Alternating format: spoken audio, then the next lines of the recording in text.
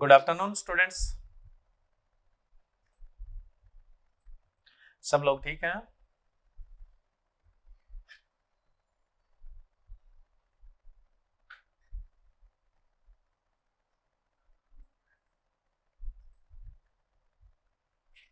चलिए, अपने सबसे पहले जो सब्जेक्ट स्टार्ट किया था वो स्टार्ट किया था सीड टेक्नोलॉजी।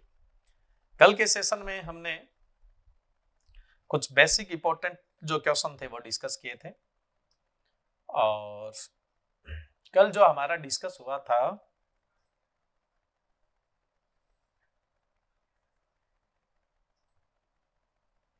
इस क्वेश्चन तक हो गया था, removing off off type plant from seed crops is known as, है ना। यहां तक हमारा डिस्कस हो गया था और सभी क्वेश्चंस थे जो मैंने एक्सप्लेन कर दिए हैं। अभी सीड टेक्नोलॉजी में ही कंटिन्यू 3 सेशन लेंगे अपने सीड टेक्नोलॉजी की, और उसमें ऑलमोस्ट सारे क्वेश्चंस है वो कवर कर लेंगे। बस थोड़े से एक्टिव रहा करो फटाफट आंसर देने के लिए, है ना, ढीले ढाले नहीं रहना है, तभी ये जो एमसीक्यू महासंग्राम है ये सक्सेस हो पाएगा।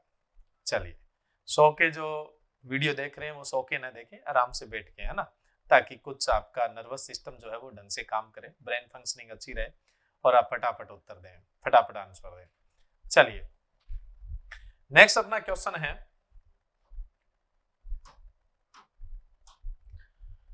कौन सा कथन गलत है? Which one is wrong statement?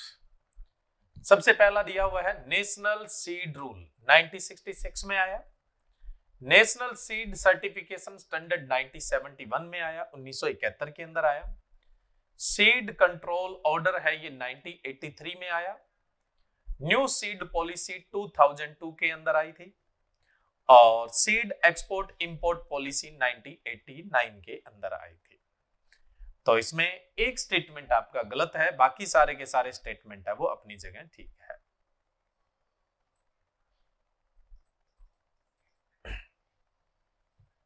देखो, एक चीज और बता देता हूं मैं, अभी हम हर टॉपिक के 3 सेशन 4 सेशन 5 सेशन कवर करेंगे, है ना, टॉपिक वाइज अगर अपने बात करें तो। उसके बाद हमारे सारे टॉपिक कवर हो जाएंगे तो फिर से आपके क्या है, सेशन स्टार्ट होते जाएंगे, ये ऐड होते जाएंगे, एवरग्रीन है ना, चलता ही रहेगा। चलिए, तो देखिए, सीड एक्सपोर्ट इंपोर्ट पॉलिसी है ये 1989 में आई थी, इस बात में कोई दो राय नहीं है, ये बात ठीक है। यानी जो सीड का एक्सपोर्ट है उसको बढ़ावा देने के लिए जो पॉलिसी आई थी, सीड एक्सपोर्ट इंपोर्ट पॉलिसी 1989 के अंदर आई थी, ये तो ठीक है। न्यू सीड पॉलिसी है ये 2002 के अंदर आई थी, ये भी बिल्कुल ठीक है। सीड कंट्रोल ऑर्डर 1983 में आया था, ये भी बहुत इंपॉर्टेंट है, ये भी सही है, 1983 में आया। देखो, ये बहुत इंपॉर्टेंट कैसे है, ध्यान रखिए। जो एसेंशियल कमोडिटी एक्ट है, एसेंशियल कमोडिटी एक्ट जो है ये 1955 के अंदर आया था, और इसी के अंडर में सीड कंट्रोल ऑर्डर 1983 आया है, ठीक है। अब देखो, पीछे एक फूड सेफ्टी ऑफिसर का एग्जाम हुआ था, उसके अंदर क्वेश्चन ये पूछा गया था कि ऐसा कौन सा एक्ट, लॉ या ऑर्डर है जिसमें सीड को एसेंशियल कमोडिटी माना गया था, तो वो कौन सा है? सीड कंट्रोल ऑर्डर है। बहुत इंपॉर्टेंट है, ध्यान रखिएगा कि ऐसा कौन सा एक्ट, लॉ, ऑर्डर है जिसके अंदर सीड को एसेंशियल कमोडिटी माना गया था। तो सीड कंट्रोल ऑर्डर 1983 ने क्या है, सीड को एक एसेंशियल कमोडिटी माना था, यानी बीज को एक मूलभूत आवश्यकता की वस्तु माना था। जैसे हमारे लिए जो हमारा राशन है वो एसेंशियल कमोडिटी है, कपड़े हैं वो हमारे लिए एसेंशियल कमोडिटी है, शुगर है वो हमारे लिए एसेंशियल कमोडिटी है, तो वैसे ही सीड क्या एक एसेंशियल कमोडिटी है। ये किसके अंडर में माना गया था? तो ये सीड कंट्रोल ऑर्डर के अंडर में 1983 के अंदर माना गया था। ये बहुत इंपॉर्टेंट लाइन है, इसको अच्छे से याद रखिएगा। नेक्स्ट है नेशनल सीड सर्टिफिकेशन स्टैंडर्ड, ये 1971 के अंदर ही क्या है, डिसाइड हुए थे। यानी सीड के अंदर स्टैंडर्ड मानक क्या होने चाहिए, यानी जर्मिनेशन परसेंटेज है, फिजिकल प्योरिटी है, जेनेटिकल प्योरिटी है। तो इंडिया में सबसे पहले नेशनल सीड सर्टिफिकेशन स्टैंडर्ड है वो कब डिसाइड किए गए थे, कब अनाउंस किए गए थे? 1971 के अंदर किए गए थे। अब ये भी बिल्कुल ठीक है, नेशनल सीड रूल है ये 1968 में आया था, 1968 के अंदर आया था, न कि 1966 के अंदर आया था। तो राइट आंसर क्या है? ए, जिसको आप सीड लॉ भी बोल देते हैं। जिसको आप सीड लॉ भी बोल देते हैं। नेशनल सीड रूल आया था 1968 के अंदर, जिसे आप सीड लॉ के नाम से भी जानते हैं। तो ये 66 के अंदर नहीं आया था, इसका गलत कथन है ए। अब 1966 के अंदर बहुत इंपॉर्टेंट सीड एक्ट आया था। 29 दिसंबर 1966 को सीड एक्ट आया था, ठीक है।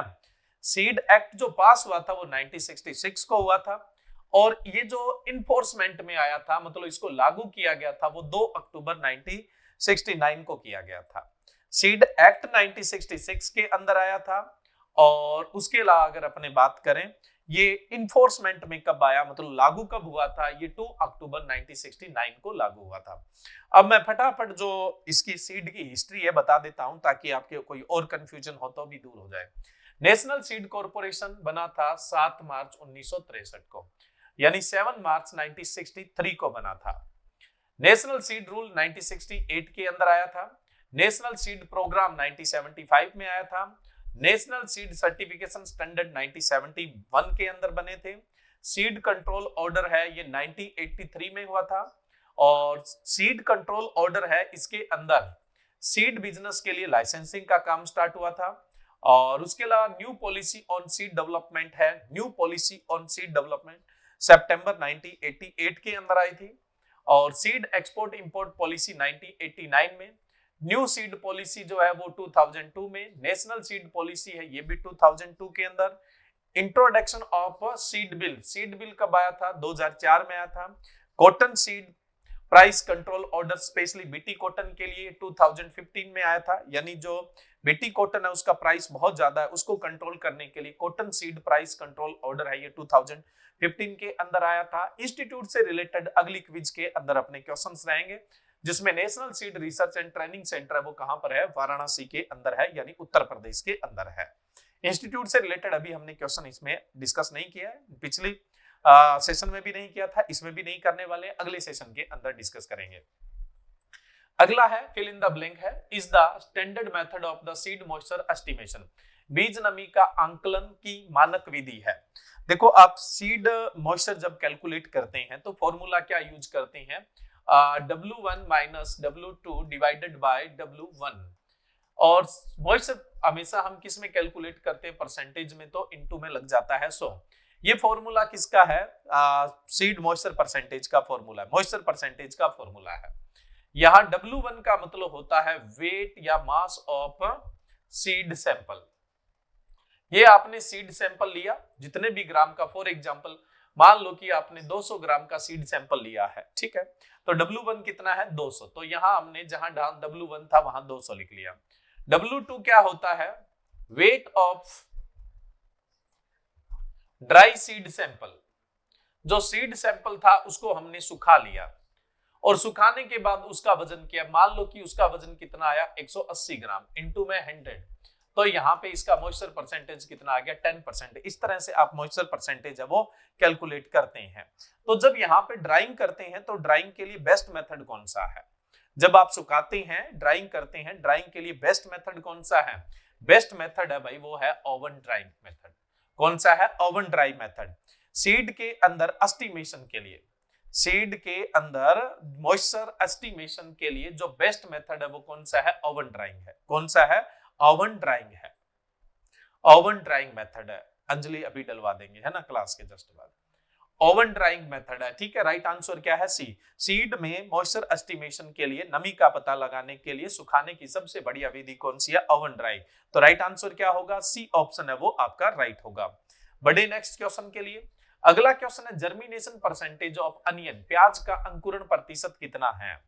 ये तो पिछले एएफओ में भी आया था क्वेश्चन, जो जस्ट आपका पिछला एएफओ का एग्जाम था उसके अंदर भी ये क्वेश्चन पूछा गया था। फटाफट आंसर कीजिए कि अनियन में मॉइस्चर परसेंटेज कितना होता है, सॉरी मॉइस्चर क्या, जर्मिनेशन परसेंटेज क्या है, अंकुरण प्रतिशत क्या है।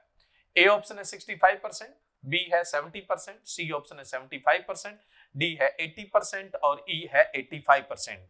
फटाफट बताइए अनियन के अंदर जर्मिनेशन परसेंटेज क्या है, अनियन के अंदर जर्मिनेशन परसेंटेज क्या है, अनियन में जर्मिनेशन परसेंटेज क्या है। जर्मिनेशन परसेंटेज एएफओ में आया, जस्ट पिछले एग्जाम के अंदर आया है। आप जर्मिनेशन परसेंटेज को अच्छे से याद नहीं करते हैं, आपको लगता है नंबर ऑफ क्रॉप्स बहुत ज्यादा है, नंबर ऑफ क्रॉप्स बहुत ज्यादा है तो इतना हमारे से याद नहीं हो पाएगा, ऐसा आपका सोचना है। आप इसको बहुत आसानी से भी याद कर सकते हैं, कैसे कर सकते हैं बताएंगे। बट अनियन के अंदर जो जर्मिनेशन परसेंटेज जिनका आंसर 70% है वो ठीक है, बी ऑप्शन है वो आपका राइट है। अनियन में जर्मिनेशन परसेंटेज 70% होता है। कितना होता है? 70%। आप सारे की सारी क्रॉप्स का जर्मिनेशन परसेंटेज सिर्फ और सिर्फ कितनी लाइनों में याद रख सकते हैं? 7 लाइनों में याद रख सकते हैं। देखिए मैंने यहाँ पे लिख दिया 90, 85, 80, 75, 70 और 65 और 60।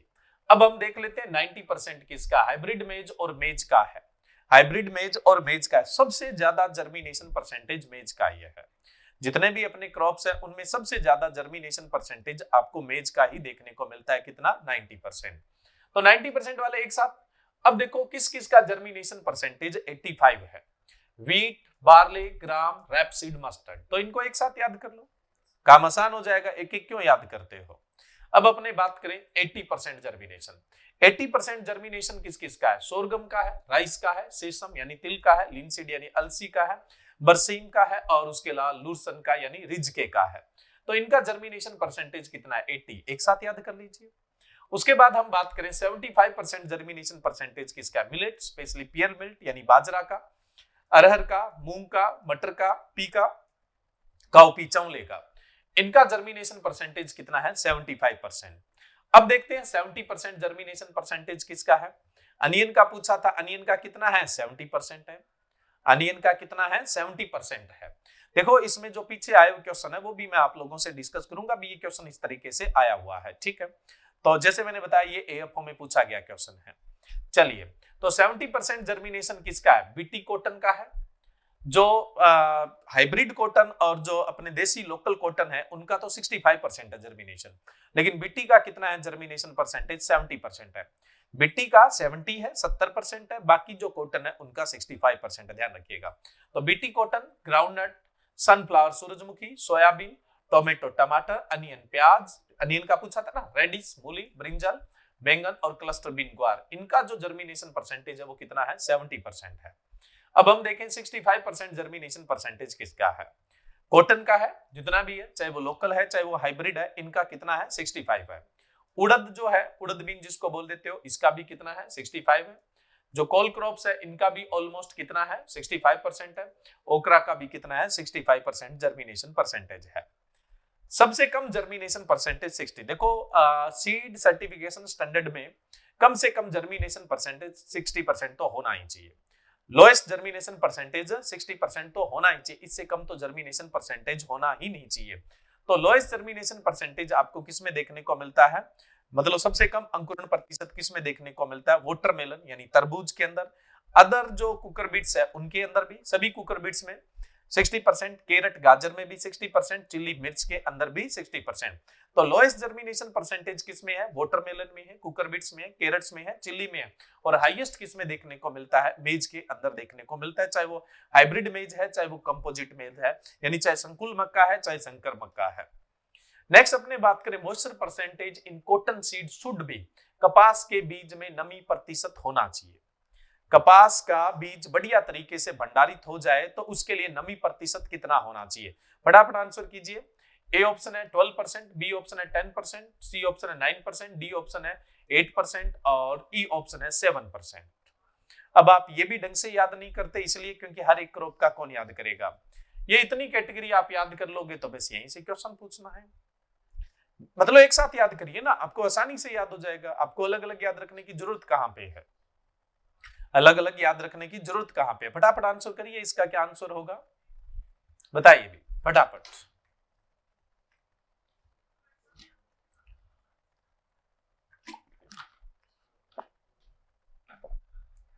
बताइए। आंसर आ नहीं रहा भाई किसी का?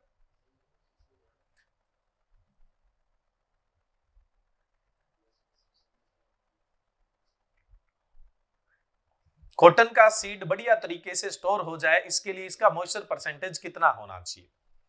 तुक्के लगा रहे हैं ना। देखो आप इस तरह से एक साथ है वो याद रख सकते हैं, है ना। एक साथ है वो इस तरह से याद रख सकते हैं जैसा मैंने पीछे बताया था। अब इस हिसाब से पहले तो कॉटन की बात कर लेते हैं, फिर अपने बहुत कम स्टूडेंट का आंसर ठीक आया है, जिनका बी ऑप्शन है सचिनानंद पटेल है, और उसके अलावा फटाफट कमेंट्स आ रहे, पढ़ नहीं पा रहा हूं मैं, प्रधान, इनके सही है। तो देखो बी 10%, यानी कॉटन का सीड बढ़िया तरीके से स्टोरेज हो जाए, इसके लिए मॉइस्चर परसेंटेज कितना होना चाहिए, 10% होना चाहिए। अब मैं बता रहा हूं कि आप एक साथ कैसे याद रखेंगे। देखो राइस में सीड के लिए जो मॉइस्चर परसेंटेज है वो कितना होना चाहिए, 13% होना चाहिए, 13% है वो होना चाहिए। उसके बाद हम बात करें हाइब्रिड मेज जो है, हाइब्रिड मेज सीधा अभी तो एक बार अदर देन सिंगल क्रॉप छोड़ो, हाइब्रिड मेज है, कंपोजिट मेज है यानी संकुल मक्का है, सोरगम ज्वार है, मिलेट है यानी बाजरा है, व्हीट यानी गेहूं है, बार्ले है जो है, और सोयाबीन है। तो इनमें स्टोरेज के दौरान मॉइस्चर कितना होना चाहिए, 12 होना चाहिए। उसके बाद हम बात करें कॉटन, चाहे कोई सा भी है, बीटी है, हाइब्रिड है, चाहे लोकल है, देसी है, कोई सा भी कॉटन है, अरहर है, ओकरा, भिंडी है, बरसीम, लुरसन, इनका जो मॉइस्चर परसेंटेज है बेस्ट स्टोरेज के लिए कितना होना चाहिए, 10। वहीं पे अपने बात करें ग्राम यानी चना है, उड़द है, मूंग है, सेसम यानी तिल है, ग्राउंडनट यानी मूंगफली है, सनफ्लावर यानी सूरजमुखी है, पी यानी मटर है, और काउपी है। इनके बेस्ट स्टोरेज के लिए सुटेबल मॉइस्चर परसेंटेज यानी मैक्सिमम कितना होना चाहिए, 9%। एक चीज ध्यान रखें, जो चीज हमारे फायदे वाली है, जो चीज हमारे फायदे वाली है उसका तो होता है हमेशा मिनिमम स्टैंडर्ड, और जो नुकसान वाली होती है उसका मैक्सिमम स्टैंडर्ड। अगर इससे ज्यादा मॉइस्चर होगा तो स्टोरेज अच्छा नहीं होगा। तो मिनिमम तो है वो तो मतलब एक तो देखो मिनिमम स्टैंडर्ड होता है, एक मैक्सिमम स्टैंडर्ड होता है। अब देखो मिनिमम कहां काम करता है और मैक्सिमम कहां काम करता है। पहले मैं मैक्सिमम की बात कर लेता हूं। जो चीज हमें नुकसान करने वाली है, सीड को नुकसान करने वाली है, जिसके रिस्पेक्ट में बात कर रहे हैं उसको नुकसान करने वाली है, तो उसके लिए मैक्सिमम स्टैंडर्ड होगा। अब देखो मॉइस्चर की अगर अपने बात करें, तो मॉइस्चर की बात करें तो मॉइस्चर जैसे मान लो कि जो सीरियल्स है उनके लिए लगभग कितना दिया हुआ है, 12% दिया हुआ है। अब 12% से ज्यादा मॉइस्चर होगा तो वो सीड बढ़िया स्टोर नहीं होगा, स्टोरेज के दौरान खराब हो जाएगा, तो यहाँ पे मैक्सिमम मॉइस्चर आएगा।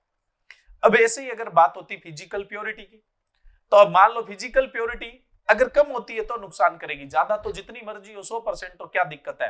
तो फिजिकल प्योरिटी के लिए क्या बोला जाएगा, मिनिमम फिजिकल प्योरिटी। ऐसा ही जेनेटिकल प्योरिटी, ज्यादा है तो कोई दिक्कत नहीं, कम है तो दिक्कत है, इसका कैसा स्टैंडर्ड होगा, मिनिमम स्टैंडर्ड।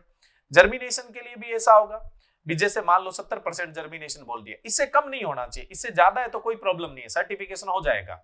ये जो स्टैंडर्ड है ना, इस स्टैंडर्ड मैक्सिमम है तो मैक्सिमम से ज्यादा नहीं होना चाहिए, और मिनिमम है तो मिनिमम से कम नहीं होना चाहिए। अगर ये होगा तो ही सर्टिफिकेशन होगा, नहीं तो सर्टिफिकेशन है वो नहीं होने वाला है।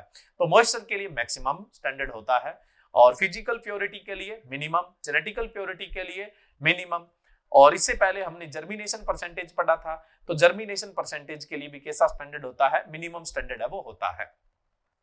तो नेक्स्ट हम बात करें रेपसीड मस्टर्ड यानी सरसों राई, अनियन प्याज, कैरेट गाजर, चिली मिर्च, ब्रिंजल बैंगन, और क्लस्टर बीन यानी ग्वार। इनके स्टोरेज के लिए मैक्सिमम मॉइस्चर परसेंटेज कितना होना चाहिए, 8%, इससे ज्यादा नहीं होना चाहिए। लिनसीड अलसी की बात करें, टोमेटो टमाटर की बात करें, कॉलीफ्लावर यानी फूल गोभी की बात करें, और कुकर बीट्स की बात करें, तो इनके स्टोरेज के लिए मैक्सिमम मॉइस्चर कितना होना चाहिए, 7%। और रेडिस यानी जो मूली है, इसके लिए मैक्सिमम मॉइस्चर परसेंटेज कितना होना चाहिए, 6% होना चाहिए। तो सारी क्रॉप आपकी कितनी लाइनों में आ गई, देख लो भाई, ये आ गई आपकी 7 लाइनों के अंदर, जिसमें से 13 वाले में तो राइस 1 है, वो तो आपको वैसे ही याद हो गया होगा। पीछे लाइनें कितनी बची, 6 लाइनों में सारी क्रॉप्स का आप क्या है, मैक्सिमम मॉइस्चर परसेंटेज है वो ज्ञात कर सकते हैं, सॉरी याद कर सकते हैं। इजिली आप क्या है इसको लर्न कर सकते हैं। तो इस कॉन्सेप्ट में आप याद करिए, एक एक क्रॉप का याद करोगे तो आप लोगों के लिए क्या है, थोड़ा सा मुश्किल हो जाता है। नेक्स्ट अगला क्वेश्चन है, physical purity of rapeseed and mustard should be. तोरैया और सरसों के बीज की भौतिक शुद्धता होनी चाहिए। अब देखो भौतिक शुद्धता से आप क्या समझेंगे, जो हमें आंखों से दिखने वाली शुद्धि है वो भौतिक शुद्धि यानी फिजिकल प्योरिटी है। जो हमें आंखों से अशुद्धि दिखती है वो क्या है, फिजिकल इम्प्योरिटी है। अब जैसे सीड है तो उसमें फिजिकल इम्प्योरिटी, भौतिक अशुद्धता क्या होगी, कंकड़ पत्थर होगा, और या फिर मैं बोलूं तो जो क्रॉप है उसके डंठल होंगे, यानी क्रॉप का सीड के अलावा कोई और पार्ट होगा, तो वो क्या है, फिजिकल इम्प्योरिटी है, यानी भौतिक अशुद्धि है।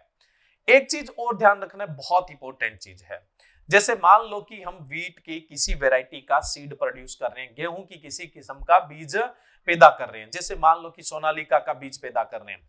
अगर इस सोनालिका के बीज में गेहूं की राज 1482 का बीज है तो वो जेनेटिकल इंप्योरिटी है। तो वो कैसी इंप्योरिटी होगी? जेनेटिकल इंप्योरिटी होगी। एक किस्म में दूसरी किस्म का बीज आना जेनेटिकल इंप्योरिटी है। लेकिन एक फसल में दूसरी फसल का बीज आना, एक फसल में दूसरी फसल का बीज आना, एक फसल में दूसरी फसल का बीज आना आंखों से पहचान जाओगे तो फिजिकल इंप्योरिटी है। गेहूं के बीज में चने का बीज है तो फिजिकल इंप्योरिटी है। तो अदर क्रॉप का सीड है, या फिर मैं बात करूं कि क्रॉप के कोई पार्ट्स है, यानी मतलब कहने का मतलब डंठल वगैरह, स्टॉक वगैरह है, या कोई कंकड़ पत्थर है, वो ये फिजिकल इंप्योरिटी के अंदर आते हैं। तो अब देखो ये पूछा गया है कि सरसों और राई के अंदर कम से कम फिजिकल प्योरिटी है वो कितनी होनी चाहिए, कम से कम फिजिकल प्योरिटी है वो कितनी होनी चाहिए। और जो ये इंप्योरिटी होती है ना, इस इंप्योरिटी को डोकेज भी कहते हैं। क्या बोलते हैं? डोकेज। क्या बोल देते हो? डोकेज। जो फिजिकल इंप्योरिटी होती है, भौतिक अशुद्धि होती है, उसको डोकेज भी बोला जाता है। अब ऑप्शन है 99%, 98, 97, 96 और 95%। अब देखिए भाई, जो सरसों और राई है उसकी फिजिकल प्योरिटी मिनिमम कितनी होनी चाहिए? 97% होनी चाहिए। तो राइट आंसर क्या होगा? सी ऑप्शन है वो राइट होगा। सी ऑप्शन है वो राइट होगा। अब देखो यहाँ पे सारी क्रॉप हम कैसे याद कर लेते हैं, सारी क्रॉप हम एक साथ कैसे याद कर सकते हैं? बहुत आसान तरीका है।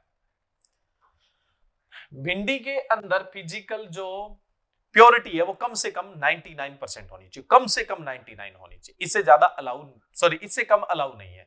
अगर इससे कम फिजिकल प्योरिटी हुई तो सर्टिफिकेशन नहीं होगा, इससे कम फिजिकल इंप्योरिटी हुई तो सर्टिफिकेशन नहीं होना है। अगर हम कैरेट में बात करें तो मिनिमम फिजिकल प्योरिटी कितनी होनी चाहिए? 95%, इससे कम अलाउ नहीं है। ग्राउंडनट में कितनी होनी चाहिए? 96% होनी चाहिए। रैपसीड, मस्टर्ड, सरसों, सेसम यानी तिल, सोयाबीन और जूट, इनमें कम से कम कितनी होनी चाहिए? 97%। अब जो बच गई क्रॉप उन सब में कितना होना चाहिए? 98% होना चाहिए। कितना होना चाहिए? 98% होनी चाहिए। समझ गए आप बात?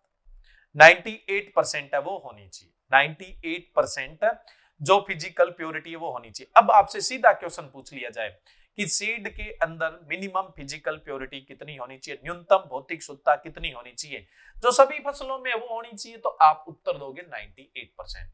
उसके अलावा भिंडी, सरसों, तिल, सोयाबीन, जूट, ग्राउंडनट और कैरेट का अलग से पूछ ले तो ध्यान रखना है। सीधा क्रॉप का पूछे तो आप कितना बताओगे? 98% बताओगे। अब देखो मक्का के अंदर अपने बात करें तो मक्का के अंदर भी 98% फिजिकल प्योरिटी होनी चाहिए। कितनी? 98%। लेकिन जो भी हाइब्रिड मेज है उसमें सिंगल क्रॉस को छोड़ दो, बाकी जितने क्रॉस है उनमें 99% फिजिकल प्योरिटी, क्योंकि मक्का में डबल क्रॉस भी होते हैं, 3 वे क्रॉस भी होते हैं। मक्का में डबल क्रॉस भी होता है और 3 वे क्रॉस से भी वैरायटियां रिलीज होती है। तो डबल क्रॉस वाली और 3 वे क्रॉस वाली है ना, इनके अंदर फिजिकल जो प्योरिटी है वो 99% चाहिए। हाइब्रिड में और कंपोजिट में तो कितना चाहिए? 98% फिजिकल प्योरिटी होनी चाहिए। अगर मक्का डबल क्रॉस से या 3 वे क्रॉस से तैयार होता है तब उसमें फिजिकल प्योरिटी 99% होनी चाहिए। ये भी अच्छे से याद रखना है। अब आप सोचोगे यार डबल क्रॉस क्या होता है, तो ये फटाफट मैं बता देता हूं डबल क्रॉस क्या होता है। देखिए ये एक इनब्रिड लाइन है। इनब्रिड लाइन का मतलब क्या होता है? जिसके पेरेंट्स का अपने को पता है। ये दूसरी इनब्रिड लाइन है, ये तीसरी इनब्रिड लाइन है, ये चौथी इनब्रिड लाइन है। अब हमने इनके बीच क्रॉस करवाया तो ये सिंपल क्रॉस है। इन दोनों के बीच क्रॉस करवाया, सिंपल क्रॉस है। फिर हमने क्या किया, जो हमें F1 मिले इनके बीच में क्रॉस करवाया, तो अब ये क्या है? डबल क्रॉस हो गया। दो सिंपल क्रॉस के बीच में क्रॉस। पेरेंट्स कितने थे? 4 इनब्रिड लाइनों के बीच में क्रॉस करवाना क्या कहलाता है? Double cross.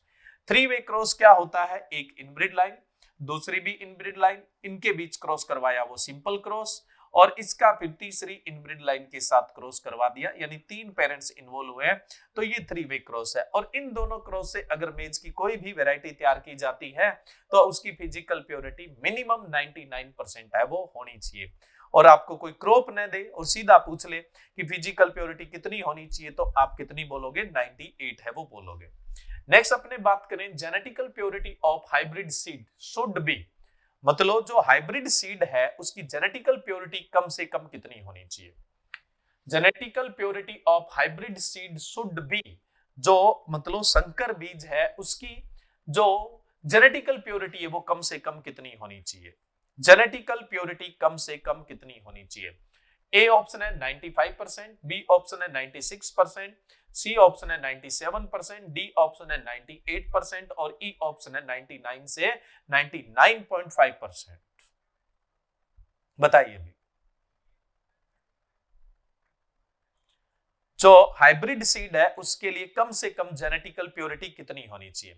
जेनेटिकल प्योरिटी से आप क्या समझोगे? जो जीनोटाइप की वजह से, मैंने पीछे बताया था ना जेनेटिकल प्योरिटी के लिए कौन कौन से टेस्ट काम में लेते हो, तो अब आपके दिमाग में ये नहीं रहना चाहिए कि हाँ जी ग्रो आउट टेस्ट लेते हैं, पीसीआर टेस्ट काम में लेते हैं। तो ये तो मैं पिछली क्विज के अंदर डिस्कस कर चुका हूं। मैंने कहा ना कि जो पिछली क्विज थी वो अगली क्विज का बेस होती है और ये उससे अगली क्विज का बेस होगा, ये ध्यान रखना है आपको, हर चीज जुड़ के चलनी चाहिए। तो हम बात कर रहे थे genetical purity of hybrid seed. Hybrid seed की, संकर बीज की जेनेटिकल प्योरिटी कम से कम कितनी होनी चाहिए? देखिए भाई, जो जेनेटिक हाइब्रिड सीड होता है उसकी जेनेटिकल प्योरिटी कम से कम 95% होनी चाहिए। ए ऑप्शन राइट है। और उसके अलावा किसानों को मिलता है सर्टिफाइड सीड। सर्टिफाइड सीड की जेनेटिकल प्योरिटी कितनी होनी चाहिए? 98%। या तो हाइब्रिड पूछा है, अगर आपसे सर्टिफाइड पूछ लेते तो आप कितना बताते? 98% क्या है जेनेटिकल प्योरिटी मिनिमम होनी चाहिए, अगर यहाँ पे आपसे सर्टिफाइड सीड पूछ ले। अब देखो, किसान सबसे ज्यादा कौन सा सीड लगाते हैं? अपनी लोकल रेस लगाते हैं, यानी अपने खेत में फसल उगाई, उसका बीज रखा और अगले साल उसे लगा दिया। इसे फार्म सेव्ड सीड बोलते हैं, यानी खेत में बचा हुआ बीज है वो बोला जाता है, फार्म सेव्ड सीड बोला जाता है, वो लगाते हैं हम। उसके बाद सर्टिफाइड सीड लगाते हैं, तो किसानों को मिलने वाला बीज कौन सा है? सर्टिफाइड सीड है। तो सर्टिफाइड सीड के अंदर जेनेटिकल प्योरिटी कम से कम कितना होना चाहिए? 98% होना चाहिए। और जो हाइब्रिड सीड है उसमें जेनेटिकल प्योरिटी कम से कम कितना होना चाहिए? 95% है वो जेनेटिकल प्योरिटी होना चाहिए। उसके अलावा हम बात करें, अगर आपसे पूछ लिया जाए कि फाउंडेशन जो सीड है, जिसको आप आधार बीज या मदर सीड जिसको बोलते हैं, फाउंडेशन सीड का जेनेटिकल प्योरिटी कम से कम कितना होना चाहिए? तो फाउंडेशन सीड का जेनेटिकल प्योरिटी कम से कम 99 से 99.5% होना चाहिए, अगर फाउंडेशन का पूछा जाए। अब आपको वो कोई सीड का नाम ही नहीं देता है, सीधा पूछ ले भाई सीड की जेनेटिकल प्योरिटी कितनी होनी चाहिए, तो समझ लो वो बात कर रहा है सर्टिफाइड सीड की, क्योंकि फिर इनमें से सबसे ज्यादा तो सर्टिफाइड सीड ही किसानों को मिलता है खेती करने के लिए। तो फिर आप 98% बताओगे। वो पूछ ले फाउंडेशन का, तब बताओगे 99 से 99.5%, और वो पूछ ले हाइब्रिड सीड का, तब आप बताओगे 95%। और यही आपसे पूछा गया था, तो राइट आंसर क्या है? ए ऑप्शन है वो राइट है। हाँ, एक अच्छी सूचना मैं आपको दे देता हूं। पिछले 4 साल से ऑनलाइन बैचेस चल रहे हैं ना, अब तक तो ये जितने भी बैच थे उनमें सबसे ज्यादा जो इनरोल हुए हैं वो इसी कोर्स के लिए बच्चे इनरोल हुए हैं, अब तक के सबसे ज्यादा, है ना, खूब सारे जो इनरोल हुए हैं। चलिए नेक्स्ट अपने बात करें, जीवन क्षमता ज्ञात करने के लिए कौन सा टेस्ट किया जाता है? Which one is use for seed viability analysis? Seed viability analysis के लिए कौन सा टेस्ट है वो काम में लिया जाता है? देखो, सीड वायबिलिटी का एक क्वेश्चन हम कल भी लेके आएंगे जिसमें और भी टेस्ट की अपने बात करेंगे जो यहाँ पे दिए उनके अलावा, है ना। अभी तो जस्ट आपके लिए एक सिंपल सा क्वेश्चन है ये, जीवन क्षमता ज्ञात करने के लिए कौन सा टेस्ट है वो काम में लिया जाता है? Which one is use for seed viability analysis? A option है टेट्राजोलियम टेस्ट, बी ऑप्शन है बायोलॉजिकल टेस्ट, सी ऑप्शन है जर्मिनेशन टेस्ट, डी ऑप्शन है ए एंड बी बोथ, और ई ऑप्शन है ऑल ऑफ दीज, यानी ये तीनों ही। बताइए राइट आंसर क्या होगा, फटाफट बताइए।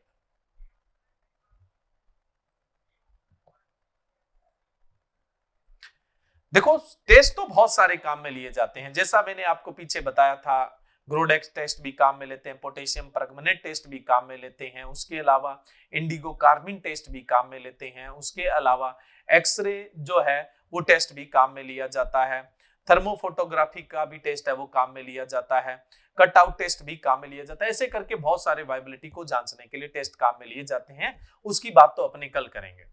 लेकिन मैंने आपको कल के दिन भी बताया था, सीड वायबिलिटी जांचने के लिए सबसे शानदार टेस्ट कौन सा है? टीजेड टेस्ट है, जिसको आप टेट्राजोलियम टेस्ट बोलते हैं। मैंने बताया था इसकी खोज लेकोन ने की थी 1949 में, 1949 में। लेकोन ने की थी, जो एक क्या थे, जर्मन साइंटिस्ट थे, है ना। टेट्राजोलियम टेस्ट के अंदर देखो, ये तो वाइबिलिटी के काम में लिया जाता है, बाकी दो अगले आप विचार करिए काम में लेते हैं या नहीं लेते हैं। अब देखो, जब हम टेट्राजोलियम टेस्ट करते हैं तो क्या करते हैं, 235 टेट्राजोलियम क्लोराइड काम में लेते हैं। 235 टेट्राजोलियम क्लोराइड का 1% का सॉल्यूशन बनाते हैं, 1% का सॉल्यूशन बनाते हैं, 1% का सॉल्यूशन बनाते हैं। अब अपने क्या करते हैं, सीड लेते हैं, जो भी अपने सैंपल लिया, सैंपल में जितने नंबर ऑफ सीड लिए, मान लो कि हमने नंबर ऑफ सीड कितने लिए, 200। सीड वाइबिलिटी परसेंटेज के लिए फॉर्मूला क्या रखोगे, number of seed in sample. आपने जितने सीड लिए, परसेंटेज में होता है वाइबिलिटी परसेंटेज, तो आपने क्या है, जितने सीड लिए उन सीड को आप दो, देखो डाइकोट है तब तो दो भागों में बंट जाएगा, तो एक सीड का एक पार्ट लेना है, दो भागों में तोड़ना है, एक सीड का एक पार्ट लेना है। डाइकोट में तो बराबर भागों में टूट जाएगा, मोनोकोट है उसको आपको तोड़ना पड़ेगा, और कोशिश करें कि एक भाग है थोड़ा बड़ा टूटे, और जो बड़ा टूटे वही अपने को लेना है। जैसे मान लो कि आपने नंबर ऑफ सीड कितने लिए हैं सैंपल में, 200, तो इनको तोड़ोगे और 200 ही लोगे, हर एक सीड से एक टुकड़ा लोगे। डाइकोट में तो बराबर आएगा, मोनोकोट में तोड़ लो, कोशिश करो आधे से बड़ा हो, तो हर एक सीड का एक पार्ट लोगे। अब वो जो 235 टेट्राजोलियम क्लोराइड है ना, उसके अंदर उसके टुकड़ों, वो सीड के टुकड़े वो डाल दो, यानी सीड है वो डाल दो, टूटा हुआ सीड है वो डाल दो। अब 4 घंटे उसको पड़ा रहने दो। 4 घंटे बाद जो जो सीड स्ट्रैंड हो जाए, अभिरंजित हो जाए, यानी जो लाल से गुलाबी रंग दे, समझ लो वो क्या है, वाइबल है, और जो लाल से गुलाबी रंग नहीं देता है वो समझ लो नॉन वाइबल है, यानी वो अजीवित है, मृत है। तो अब जो स्ट्रैंड सीड है उनको गिन लो, यानी जो अभिरंजित है, स्ट्रैंड सीड है, यानी नंबर ऑफ स्ट्रैंड सीड है वो देख लो। मान लो 200 सीड लिए, उसमें से स्ट्रैंड सीड है वो कितने हैं, 190 है। कितने हैं, 190 है। तो वाइबिलिटी परसेंटेज आप देखोगे तो कितना आ जाएगा, 95% वाइबिलिटी परसेंटेज आ जाएगा। कितना आ जाएगा, 95% वाइबिलिटी परसेंट आ जाएगा। तो मैंने बता दिया कितना टेट्राजोलियम लेते हो। अब ये टेट्राजोलियम टेस्ट है ना, बहुत इफेक्टिव टेस्ट है, बहुत तेजी से होता है, बहुत सस्ता है, और इसके अलावा ये आपको ये भी बता देगा कि वाइबिलिटी है कितनी। अगर लाइट कलर आ रहा है तो कम वाइबिलिटी है, डार्क, जितना डार्क कलर आएगा उतनी ही वाइबिलिटी क्या होती है, ज्यादा होती है। अब ये टेट्राजोलियम क्लोराइड काम कैसे करता है, देखो टेट्राजोलियम क्लोराइड किसी एंजाइम्स के या लिविंग थिंग्स के कांटेक्ट में आता है, किसी एंजाइम के कांटेक्ट में आता है जो एक्टिव एंजाइम है। अब जो जीवित बीज होगा तो जाहिर सी बात है उसमें एक्टिव एंजाइम होंगे, तो उसके कांटेक्ट में आते ही वो फोर्मा जाम में बदल जाता है। किस में बदल जाता है, फोर्मा जाम। किसमें बदल जाएगा, फोर्मा जाम में बदल जाएगा। अब फोर्मा जाम है वो कैसा कलर देता है, पिंक टू रेडिश कलर देता है। तो आपसे पूछ ले टेट्राजोलियम टेस्ट के दौरान जो रेड कलर या पिंकिश कलर आता है वो किसके कारण आता है, फोर्मा जाम के कारण आता है। ठीक है, तो टेट्राजोलियम टेस्ट तो वाइबिलिटी के लिए लिया जाता है। टेट्राजोलियम टेस्ट को ही बायोलॉजिकल टेस्ट बोलते हैं और इसी को बायोकेमिकल टेस्ट बोलते हैं, तो दूसरा भी ठीक है। तीसरा है जर्मिनेशन टेस्ट। देखो जर्मिनेशन करवाने से सीड की वाइबिलिटी पता लगती है या नहीं लगती है, ये बताइए। अगर आप जर्मिनेशन करवाते हैं, मान लो आपने 200 बीज लिए, आप उनको अंकुरित करवा के देख लें। अब जो जो अंकुरित हो गए उसे आप जीव घोषित कर देते हैं, जो अंकुरित नहीं हुए तो उसको आप मृत घोषित कर देते हैं, डेड घोषित कर देते हैं। बताओ ये बात सही है क्या, बताओ ये बात सही है क्या। भी जो अंकुरित हो रहे हैं वही वाइबल है, जो अंकुरित नहीं हो रहे हैं वो डेड है। ये बात ठीक है या नहीं है।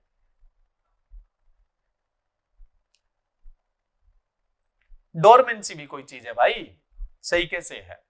मान लो कि अभी अभी आपने गेहूं की थ्रेसिंग की, वीट की थ्रेसिंग की, गेहूं निकाला, उसको अभी लगा लो, अप्रैल में ही क्या है आप उसे लगाइए, वो अंकुरित नहीं होगा। और वही बीज सितंबर अक्टूबर में जाके अंकुरित हो जाता है, नवंबर में अंकुरित हो जाता है, तो वहां अंकुरित नहीं हुआ था, आप उसे डेड थोड़ी मान लोगे, वो तो डोरमेंसी में है, डेड थोड़ी है।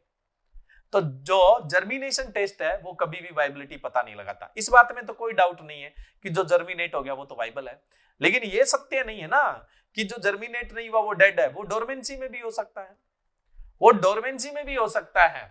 तो इसलिए जर्मिनेशन टेस्ट है वो वाइबिलिटी का पता नहीं लगाता है। तो राइट आंसर आपका क्या होगा, डी ऑप्शन है वो राइट होगा।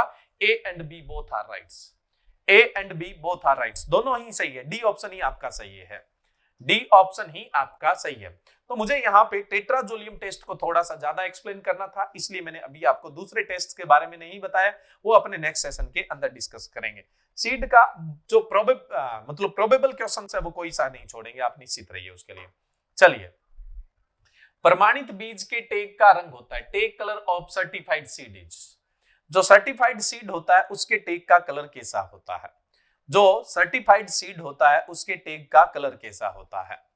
ए ऑप्शन है बैंगनी यानी पर्पल, बी ऑप्शन है गोल्डन येलो, सी ऑप्शन है व्हाइट सफेद, और डी ऑप्शन है अजर ब्लू, और ई ऑप्शन है ऑपल ग्रीन कलर। बताइए कौन सा होगा? देखिए भाई, बैंगनी कलर तो होता है रजिस्टर्ड सीड का होता है। रजिस्टर्ड सीड यानी जो पंजीकृत बीज होता है उसके टैग का कलर कैसा होता है? पर्पल होता है, सर्टिफाइड का तो नहीं होता है। गोल्डन येलो जो कलर होता है वो कौन से सीड का होता है? गोल्डन येलो कलर जो होता है ये होता है आपका ब्रीडर सीड का। कौन से सीड का होता है? ब्रीडर सीड का होता है। व्हाइट जो होता है वो फाउंडेशन सीड का होता है। व्हाइट कलर होता है वो कौन से सीड का होता है? फाउंडेशन सीड का होता है। अजर ब्लू की बात करें यानी अजर नीला जो रंग है ये होता है सर्टिफाइड सीड का।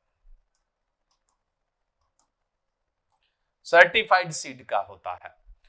ओपल ग्रीन जो कलर होता है यानी ओपल ग्रीन आप समझते होंगे, ओपल ग्रीन ये जो दिख रहा है ये वाला ये ऐसा जो कलर होता है उसको ओपल ग्रीन बोलते हैं ना।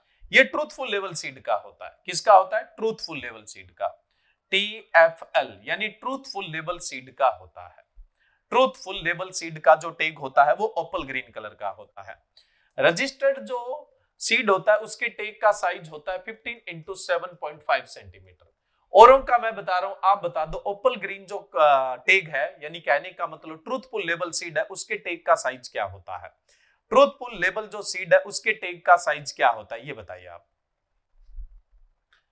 और जो गोल्डन येलो है, सुनहरी टैग है यानी जो ब्रीडर सीड का टैग होता है उसका साइज होता है 12 into 6 सेंटीमीटर का। और जो फाउंडेशन सीड है इसके जो टैग का साइज होता है वो होता है 15 into 7.5 सेंटीमीटर का। और उसके अलावा हम बात करें सर्टिफाइड सीड का जो टैग साइज होता है वो 15 into 7.5 सेंटीमीटर का होता है। 15 into 7.5 सेंटीमीटर का होता है। तो मैंने पूछा था कि ओपल ग्रीन जो कलर है यानी ट्रूथफुल लेवल सीड है उसके टैग का साइज क्या होता है। क्वेश्चन आपसे पूछा गया था सर्टिफाइड सीड के टैग का रंग कैसा होता है, तो ये तो हमने यहाँ पे देख ही लिया, अजर ब्लू होता है। तो यहाँ पे राइट आंसर क्या होगा? राइट आंसर है वो डी होगा। राइट आंसर है वो कैसा होगा? डी होगा। मैंने आपसे पूछा था जो ट्रूथफुल लेवल सीड है उसके टैग का साइज क्या होता है, तो ट्रूथफुल लेवल जो सीड है उसके टैग का साइज होता है 15 into 10 सेंटीमीटर होता है। कितना होता है? 15 into 10 सेंटीमीटर होता है। देख लीजिए एक बार, सारा कुछ मैंने यहाँ पे लिख दिया है ना, फटाफट देख लीजिए।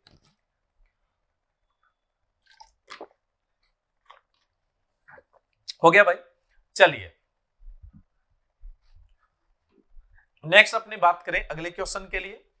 अगला क्वेश्चन है अधिकांश अनाज फसलों के बीज है। Most of cereal crop seed are. Most of cereal crops seed are epigeal, orthodox, hypogeal, A and B both, B and C both. बताइए राइट क्या होगा? अनाज वाली जो फसलें हैं उनका बीज कैसा होता है? अनाज वाली जो फसलें हैं उनका बीज कैसा होता है? देखिए यहां पे एक दिया हुआ है एपीजियल और एक दिया हुआ है हाइपोजियल। एपीजियल का मतलब क्या होता है? एपीजियल का मतलब होता है कि जब आप सीड लगाते हैं और जब इससे स्टेम निकलता है, प्रोहर जिसको बोलते हैं, तो उसके साथ कोटलीडन बाहर आता है। इसके साथ कोटलीडन है वो बाहर आता है। आपने देखा होगा इसे टोपी सी बाहर आती है। कोटलीडन है वो क्या है? बाहर आता है। अगर कोटलीडन बाहर आता है तो उसको हम एपीजियल बोलते हैं। ये ही कोटलीडन आगे चल के क्या काम करता है? फर्स्ट फोलिएज का काम करेगा यानी पहली पत्तियों का काम करेगा। अब देखो इसमें क्या होता है, जो एपीजियल है, एपीजियल में जब अंकुरण होता है तो जो स्टेम है या प्रोर है उसके साथ क्या आएगा? जो कोटिलीडन है वो बाहर आएगा और ये कोटिलीडन क्या काम करेगा, फर्स्ट फोलिएज का भी काम करेगा। जब ये सीड जर्मिनेट होता है तो ये कोटिलीडन इसको प्रोटेक्ट करता है और इसे बाहर निकालने में सहायता करता है, बाहर निकालने में क्या है, मदद करेगा, बाहर जाने में क्या करेगा, मदद करेगा, बढ़िया फायदा होगा। एपीजीएल के अंदर हाइपोकोटाइल जो होता है, एपीजीएल में देखो सीड के एम्ब्रियो में एक हाइपोकोटाइल पार्ट होता है, कल भी बताया था मैंने कहा था ना पिछली क्विज याद रखोगे तभी इस क्विज का मजा है, नहीं तो कोई मजे वाली बात नहीं है। तो मैं क्या बोल रहा था कि एम्ब्रियो है उसके अंदर क्या होता है, हाइपोजीएल होता है और ये हाइपोकोटाइल होता है, हाइपोकोटाइल होता है। जो एम्ब्रियो होता है उसमें हाइपोकोटाइल होता है और ये हाइपोकोटाइल क्या करता है, एपीजीएल सीड में हाइपोकोटाइल होता है एक एम्ब्रियो के अंदर, ये हाइपोकोटाइल क्या करता है, एपीजीएल में स्टेम इनलोंगेशन करता है, तने की लंबाई बढ़ाने का काम करता है, स्टेम इनलोंगेशन तने की लंबाई बढ़ाने का काम करेगा। तो एपीजीएल के अंदर हाइपोकोटाइल हमेशा स्टेम इनलोंगेशन करता है, तने की लंबाई बढ़ाता है, इसलिए ऐसे सीड को तो आप 3 से 4 इंच गहरा लगा सकते हैं। कितना गहरा लगा सकते हैं, 3 से 4 इंच गहरा लगा सकते हैं। हाइपोजीएल क्या होता है, देखो हाइपोजीएल की बात करें तो हाइपोजीएल का मतलब होता है कि जब आपने सीड लगाया तो जब इससे प्रोहर निकलेगा यानी स्टेम निकलेगा तो इसके साथ कोई कोटिलीडन नहीं आएगा, इसके साथ कोई कोटिलीडन नहीं आएगा और इसके अंदर क्या होता है, जो हाइपोकोटाइल होता है, जो यहाँ एपीजीएल में तने की लंबाई बढ़ा रहा था, वो इस हाइपोजीएल के अंदर रूट इलोंगेशन करेगा, तने की लंबाई बढ़ाएगा। किसकी लंबाई बढ़ाएगा, तने की लंबाई बढ़ाने का, जो एपीजीएल में तने की लंबाई बढ़ा रहा था वो हाइपोजीएल में रूट की लंबाई बढ़ाएगा, रूट इलोंगेशन करेगा। जड़ की लंबाई बढ़ाएगा कौन, हाइपोकोटाइल, किसमें, हाइपोजीएल में, और एपीजीएल में क्या करेगा, स्टेम इनलोंगेशन करेगा, तने की लंबाई बढ़ाएगा। तो इसमें तो रूट की लंबाई बढ़ा रहा है, तो ऐसे सीड को आप ज्यादा डेप्थ में नहीं लगा सकते, आपको तो उथला लगाना पड़ेगा। आपको कैसा लगाना पड़ेगा, सेलो लगाना पड़ेगा, उथला है वो आपको लगाना पड़ेगा। क्लियर है ना, उथला लगाना पड़ेगा। क्यों, क्योंकि स्टेम इलोंगेशन नहीं कर रहा, क्या कर रहा है, रूट इलोंगेशन कर रहा है। तो ये हाइपोजीएल होता है। अब बात आती है ऑर्थोडेक्स क्या है। देखिए भाई, ऑर्थोडेक्स को आप हिंदी में रूढ़िवादी बोलते हैं। ऑर्थोडेक्स का मतलब होता है ऐसा सीड जो 5 to 14% मॉइस्चर पे, 5 से 14% नमी पे सामान्य स्थिति में लंबे समय तक भंडारित हो जाता है, वो ऑर्थोडेक्स सीड है। अब देखिए सीड दो तरह के हैं, एक तो ऐसे सीड है जिनमें आप 30 से 50% से कम नमी कर ही नहीं सकते हैं। अगर नमी कम कर देंगे तो वो डेड हो जाएगा, और इतनी नमी रख देंगे तो सामान्य स्थिति में आप स्टोर नहीं कर सकते, क्योंकि वहां पे फंगस वगैरह लग जाएगी, वो खराब हो जाएगा। तो ऐसे सीड है, इनका तो क्या होता है, स्टोरेज कम होता है। ऐसे सीड को हम रिक्लिस्ट्रेंट सीड या फिर नॉन ऑर्थोडॉक्स सीड या अरूढ़िवादी बीज बोल देते हैं। कुछ ऐसे बीज होते हैं जिनमें अगर हम मॉइस्चर परसेंटेज कम कर देते हैं तो एम्ब्रियो डेड न होकर क्या हो जाएगा, डोरमेंट हो जाएगा, निष्क्रिय हो जाएगा, सुसुप्त अवस्था में चला जाएगा। अब वो जो एम्ब्रियो वो तो डोरमेंसी में चला गया, सेल्फ डिग्रेडेशन का तो कोई मतलब चांस बनता ही नहीं कि वो खराब होगा। प्लस इतना कम मॉइस्चर है कि यहाँ पे कोई माइक्रो ऑर्गेनिज्म, सूक्ष्म जीव भी विकसित नहीं हो पाएगा। इस वजह से ऐसे बीजों को आप क्या कर सकते हैं, लंबे समय तक स्टोर कर सकते हैं। ऐसे बीजों को लंबे समय तक सामान्य स्थिति में स्टोर कर सकते हैं। जैसे आप अपने घर पे गेहूं यानी कोई भी अनाज है, सीरियल है, कोई भी पल्सेज है यानी दलहन है, कोई सा भी ऑयल सीड क्रॉप है, इनको स्टोर कर ही रहे हैं ना आप। सामान्य स्थिति में घरों में कट्टे भर के रखा हुआ है, कोई आपको स्पेशल कंडीशन की रिक्वायर नहीं हुई है। रूम कंडीशन पे, एम्बिएंट कंडीशन यानी सामान्य स्थिति में ही आपने लंबे समय तक स्टोर कर रखा है, उसी में से बीज लेते हैं, अगले साल फिर लगा देते हैं तो वो लग भी जाता है।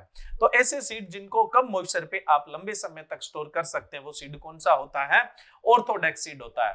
फील्ड क्रॉप यानी सस्य विज्ञान में जो एग्रोनॉमी में क्रॉप्स पढ़ते हो वो सारे के सारे ऑर्थोडॉक्स सीड है। अब हॉर्टिकल्चर में जाएं तो वेजिटेबल का सीड है वो ऑर्थोडॉक्स है, और उसके अलावा फ्लावर्स का जो सीड है वो भी ऑर्थोडॉक्स है, और सीड स्पाइसेज है उनका सीड भी कैसा है, ऑर्थोडॉक्स है।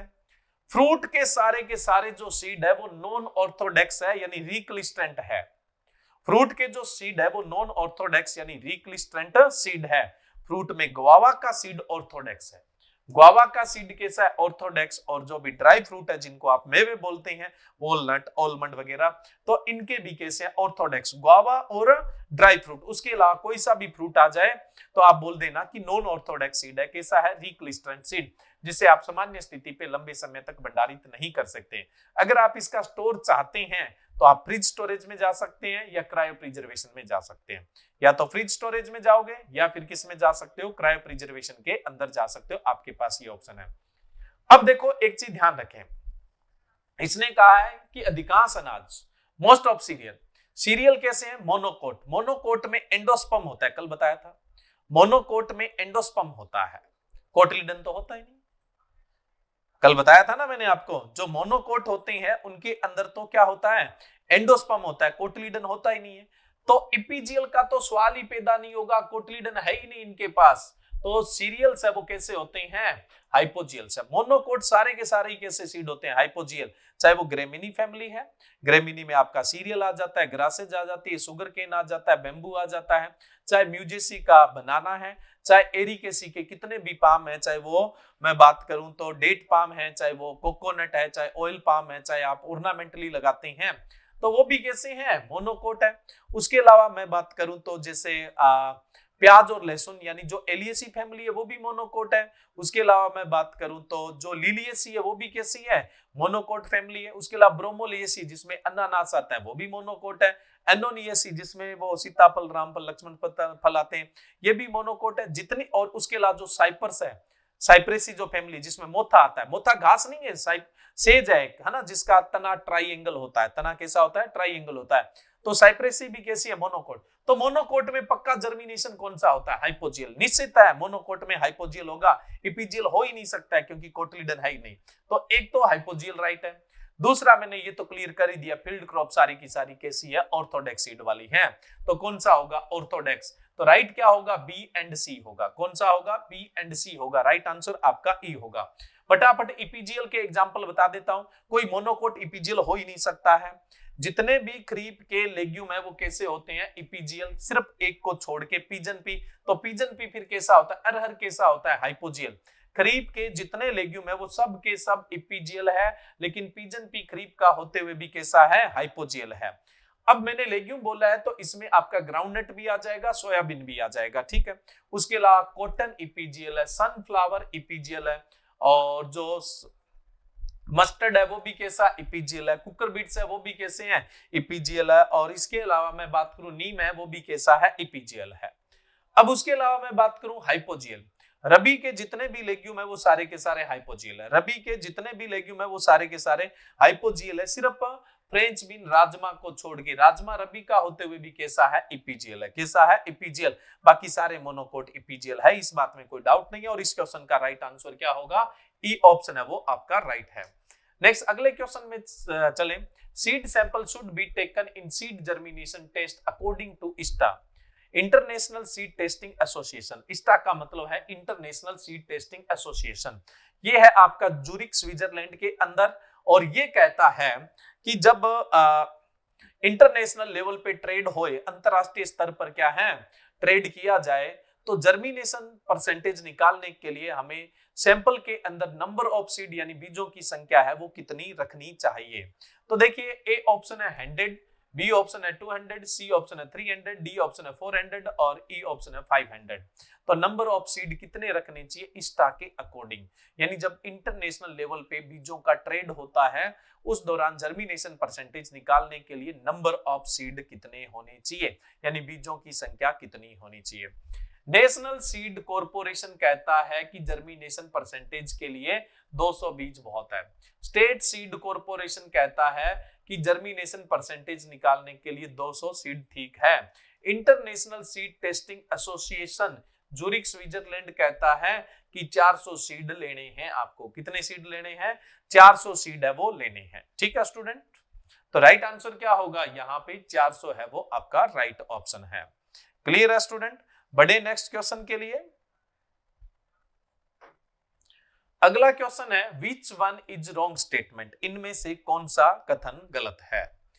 देखिए, सबसे पहला है माइक्रोबायोटिक बीज, दूसरा है मैक्रोबायोटिक बीज, और तीसरा है मीजोबायोटिक बीज। अब देखो, माइक्रोबायोटिक बीज के लिए क्या स्टेटमेंट है, seed life span not exceeding 3 year. Microbiotic बीज उसे कहते हैं जिसका जीवन काल 3 साल से कम का होता है, यानी भंडारण आप 3 साल से कम कर सकते हो, वो माइक्रोबायोटिक है। पहला स्टेटमेंट ये है। दूसरा स्टेटमेंट है कि मैक्रोबायोटिक बीज वो है जिसको आप 15 से 100 साल तक स्टोर कर सकते हैं। कितने साल तक स्टोर कर सकते हैं? 15 से 100 साल तक स्टोर कर सकते हैं, वो मैक्रोबायोटिक है। और जिसको आप 3 से 15 साल तक स्टोर कर सकते हैं वो मीजोबायोटिक है। फिर ये कहता है कि for every decrease of 5% seed moisture contain the life of the seed double. ये कह रहा है कि अगर बीज में से हम 5% नमी घटाएं तो उसकी स्टोरेज लाइफ जस्ट डबल हो जाती है। मान लो किसी में पहले 14% थी, अब हम 9% कर दें तो उसकी सीड लाइफ है वो क्या हो जाएगी? डबल हो जाएगी। तो बताइए इनमें से कौन सा स्टेटमेंट है वो आपको ठीक नहीं लग रहा है? आपने एक नाम सुना होगा, हरिंगटन। हरिंगटन जो थे उन्होंने सीड का थंब रूल दिया था जो स्टोरेज से रिलेटेड है। जो हरिंगटन साइंटिस्ट थे उन्होंने सीड का एक थंब रूल दिया था, वो सीड के स्टोरेज से रिलेटेड है। इन्होंने कहा कि ऑर्थोडॉक्स सीड है उसको आप 5 to 14% मॉइस्चर पे स्टोर कर सकते हैं। 5% से कम मॉइस्चर नहीं करोगे, नहीं तो एम्ब्रियो डेड हो जाएगा। तो आपसे पूछ ले सीड स्टोरेज के अंदर क्रिटिकल मॉइस्चर परसेंटेज कितना होता है? 5% होता है। तो इससे नीचे तो आपको मॉइस्चर लेके जाना ही नहीं है। फिर इन्होंने कहा ऑर्थोडॉक्स सीड को आप 0 to 50 डिग्री सेल्सियस टेम्परेचर पर स्टोर कर सकते हैं। मतलब 0 से 50 डिग्री सेल्सियस टेम्परेचर के बीच में क्या कर सकते हैं? स्टोर कर सकते हैं। अब देखो मैं बात करूं जो ऑर्थोडॉक्स सीड है उसको आप 5 से 14% मॉइस्चर पे स्टोर कर सकते हैं। तो अब जो हरिंगटन है उन्होंने बोला कि अगर कोई सीड 14% मॉइस्चर पे 2 मंथ के लिए स्टोर होता है तो वो 13% मॉइस्चर पे 4 मंथ के लिए स्टोर हो जाएगा, 12% मॉइस्चर पे वो 8 मंथ के लिए स्टोर हो जाएगा, 11% मॉइस्चर पे वो 16 मंथ के लिए स्टोर हो जाएगा। ऐसे करके ये बात कहां तक लागू होगी? 5%। इससे नीचे तो मॉइस्चर में जाना ही नहीं है।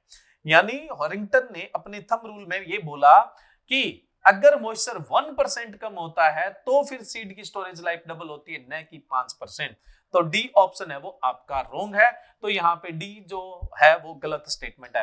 यानी प्रत्येक 1% नमी कम करने पर बीज की जीवन काल डबल होता है, न कि 5% कम करने पर। समझ रहे हैं आप? और इसके अलावा इन्होंने थंब रूल में दूसरी बात क्या बोली? थंब रूल में इन्होंने दूसरी बात बोली कि ऑर्थोडॉक्स सीड को आप 0 से 50 डिग्री सेल्सियस पर स्टोर कर सकते हैं। अगर कोई बीज 50 डिग्री सेल्सियस पर 2 महीने के लिए स्टोर होता है तो 45 डिग्री पर वो 4 महीने के लिए हो जाएगा, 40 डिग्री पर वो 8 महीने के लिए हो जाएगा, 35 डिग्री पे वो क्या है? 16 महीने के लिए हो जाएगा। तो इन्होंने ये बात बोली थी कि प्रत्येक 5 डिग्री सेल्सियस टेम्परेचर कम कर दोगे तो फिर स्टोरेज लाइफ डबल हो जाएगी। 5 डिग्री सेल्सियस टेम्परेचर कम कर दोगे तो फिर स्टोरेज लाइफ जस्ट क्या हो जाएगी? डबल हो जाएगी, न कि 5% मॉइस्चर। तो ये थंब रूल था इनका। अब देखो जो मीजोबायोटिक बीज होते हैं इनकी स्टोरेज लाइफ होती है 3 से 15 साल। बिल्कुल ठीक है। कितनी होती है? 3 से 15 साल। इस बात में कोई दो राय नहीं है। और जिसकी स्टोरेज लाइफ 3 साल से कम होती है, 3 साल से कम होती है उसको माइक्रोबायोटिक बोलोगे। और जिसकी स्टोरेज लाइफ 15 साल से ऊपर होती है, जिसकी स्टोरेज लाइफ 15 साल से ऊपर होती है यानी 15 से 100 साल के लमसम, तो ये कौन सा होता है? मैक्रोबायोटिक। ये तीनों स्टेटमेंट तो ठीक है, सिर्फ हमें रॉन्ग स्टेटमेंट देखना था। तो रॉन्ग स्टेटमेंट यहाँ पे कौन सा है? डी ऑप्शन है वो आपका रॉन्ग है। क्लियर है? बड़े नेक्स्ट क्वेश्चन के लिए। अगला क्वेश्चन है which one is use for breaking of potato tuber dormancy. आलू की सुसुप्त अवस्था को तोड़ने के लिए काम में लेते हैं। पोटैटो की डोरमेंसी को ब्रेक यानी ट्यूबर डोरमेंसी की बात हो रही है। यूरिया काम में लेते हैं, पोटेशियम नाइट्रेट काम में लेते हैं, थायोयूरिया काम में लेते हैं, या सारे के सारे काम में लेते हैं? बताओ। आलू का जो कंद है, पोटैटो का जो ट्यूबर है, उसकी डोरमेंसी तोड़ने के लिए आप किसका कंद काम में कौन सा केमिकल है वो काम में लेते हैं? देखो सीड डोरमेंसी को ब्रेक करने के लिए सबसे ज्यादा काम में लिया जाता है GA3। सीड की डोरमेंसी को ब्रेक करने के लिए सबसे ज्यादा काम में लेते हैं GA3। उसके अलावा जैसे मैंने कल भी बताया था ग्राउंडनट के सीड की डोरमेंसी ब्रेक करने के लिए इथिलीन भी काम में लेते हो। उसके अलावा कुछ टेम्परेट फ्रूट की डोरमेंसी ब्रेक करने के लिए साइटोकाइनिन भी काम में ले लेते हो। साइटोकाइनिन या काइनेटिन है वो भी काम में लेते हैं। लेकिन ऑलमोस्ट जो ट्यूबर है, लगभग जो ट्यूबर है, उन ट्यूबर की डोरमेंसी को ब्रेक करने के लिए जो सबसे ज्यादा काम में लिया जाता है, ट्यूबर की डोरमेंसी को ब्रेक करने के लिए जो सबसे ज्यादा काम में लिया जाता है वो थायोयूरिया काम में लिया जाता है। सीड की डोरमेंसी ट्यूबर की डोरमेंसी को ब्रेक करने के लिए, चाहे वो किसी का भी ट्यूबर क्यों ना हो, ट्यूबर की डोरमेंसी को ब्रेक करने के लिए जो सबसे ज्यादा काम में लेते हैं वो थायोयूरिया काम में लेते हैं। अभी इसके साथ आपसे एक और क्वेश्चन, थायोयूरिया में नाइट्रोजन परसेंटेज क्या होता है बताइए। थायोयूरिया के अंदर नाइट्रोजन परसेंटेज क्या होता है? इतने में मैं बात कर लेता हूं कि जो ट्यूबर होते हैं उनकी डोरमेंसी एक तो आप लो टेम्परेचर पे स्टोर करते हैं, कम तापमान पे भंडारित करते हैं, उससे भी डोरमेंसी ब्रेक हो जाती है। उसके अलावा गार्लिक पेस्ट के साथ रखते हैं तो भी डोरमेंसी ब्रेक हो जाती है। इसके अलावा इथिलीन क्लोरोहाइड्रिन अगर यूज करते हैं तो भी क्या है, डोरमेंसी है वो ब्रेक हो जाती है। इसके अलावा साइटोकाइनिन का यूज करने से भी डोरमेंसी ब्रेक हो जाती है, लेकिन सबसे ज्यादा डोरमेंसी ब्रेक करने के लिए, ट्यूबर की डोरमेंसी ब्रेक करने के लिए काम में लेते हैं थायोयूरिया, और सीड की डोरमेंसी ब्रेक करने के लिए काम में लेते हैं आप GA3। कुछ स्पेशल है जो मैंने बता दिया, जैसे ग्राउंडनट है तो उसकी डोरमेंसी आप इथिलीन से ब्रेक करते हैं। मेरा अगला क्वेश्चन ये था आप लोगों से कि थायोयूरिया के अंदर नाइट्रोजन परसेंटेज कितना होता है।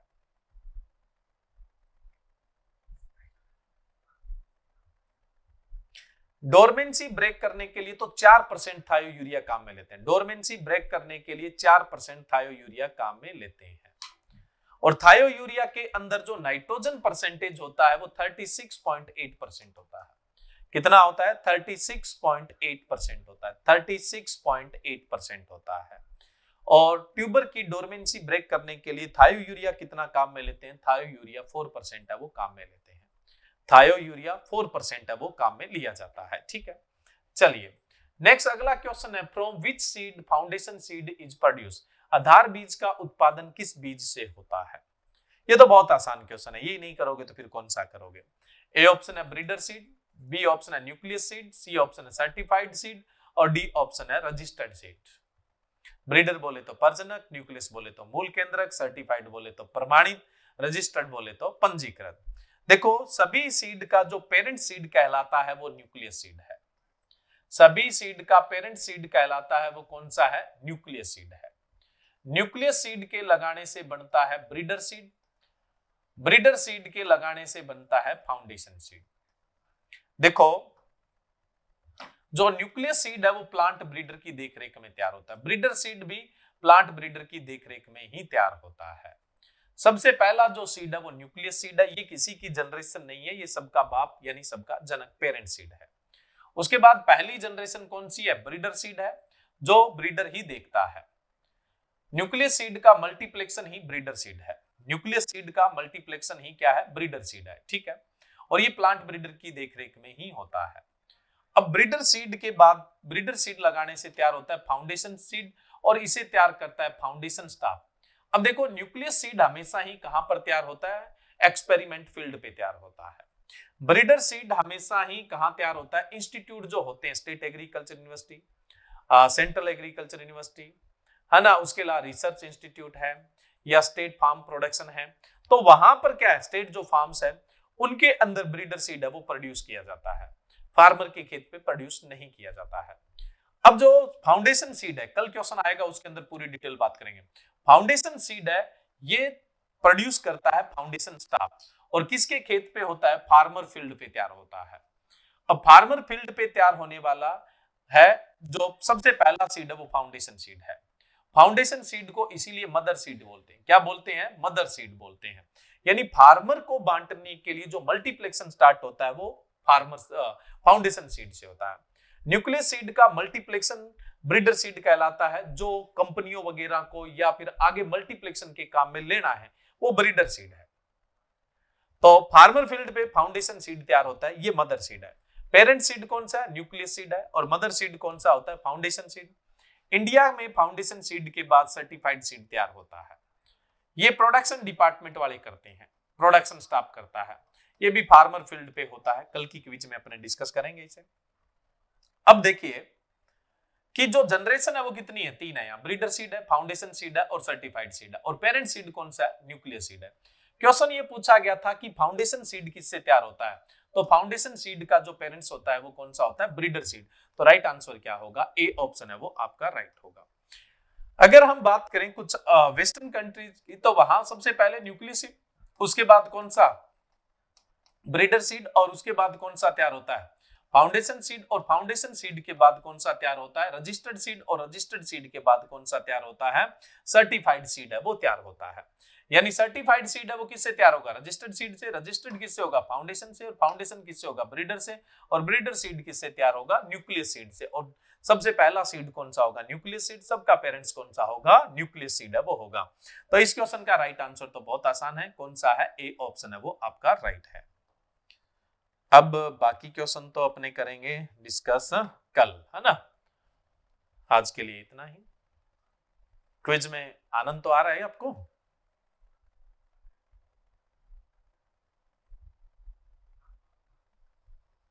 आनंद आ रहा है तो ज्यादा से ज्यादा लोगों में शेयर करना है ना। चलिए, ओके, थैंक यू।